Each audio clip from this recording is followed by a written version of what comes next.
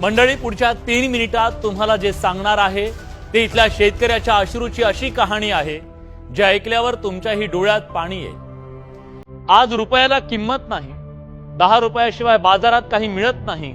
साधा चहा 10 रुपयांना आहे, वडापाव 20 रुपयांना, पाण्याची बाटली 20 रुपयांना, बिस्किटचा पुडा 10 रुपयाला आहे, भाकरी 20 रुपयांना आहे। आणि शेतकऱ्याचा 1 किलो कांदा कितीला आहे माहितीये? 5 रुपये किलो। जो 1 किलो कांदा पिकवण्यासाठी शेतकऱ्याला 10 ते 15 रुपयांचा खर्च येतो। म्हणजे शेतकऱ्याचा कांदा फुकट वाटला जातो। नफा बिफा सगळं सोडा हो, पण त्याच्या घामाला 1 पैसाही मोल नसेल का हो?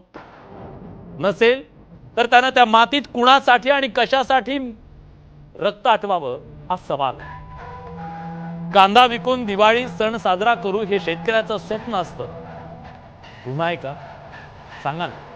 अशा परिस्थितीत त्यानं शेतीचा आणि संसाराचा गाडा नेमका कसा ओढायचा? संकटानं घेरलेल्या घरात दिवाळीचा दिवा कसा पेटवायचा? माया करावी ती आभाळ वैऱ्यासारखं वागतंय। जिनं कुशीत घ्यावं ती धरणी माय टोपली आहे। शेती मातीची दौलत वाहून जाते। उरलं सुरलं जे काही हाती आहे त्याला भाव नाहीये। आणि हे सगळे भोग शेतकऱ्यांच्याच वाट्याला का? हाच शेतकऱ्याचा सवाल आहे। त्यानं काय करावं तुम्हीच सांगा ना। कांद्याचे भाव वाढले तर केवढे गळे काढतात काही लोक, पण तेच लोक तिचभर मोबाईलला 2.25 लाख रुपये देऊन विकत घ्यायला रांगेत उभे आहेत। तेव्हा नसते का हो महागाई?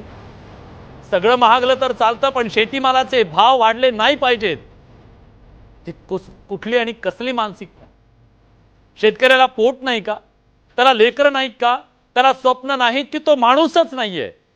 त्यानं आयुष्यभर फक्त रानात गुलामी करा। एकदा सांगायला हवं, सरकार कुठलंही असू द्या, त्याला ग्राहक हित महत्वाचं असतं। शेतकरी मेला तरी चालेल ही कसली धोरण आहे?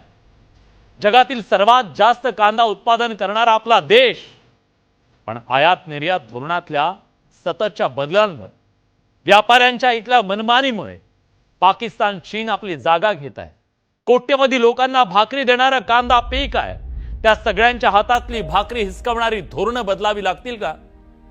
शेतीचा खर्च वाढला तरी पिकांचे भाव वाढले नाही पाहिजेत, या मानसिकतेतून आपला समाज, सगळा देश कधीतरी बाहेर पडेल का?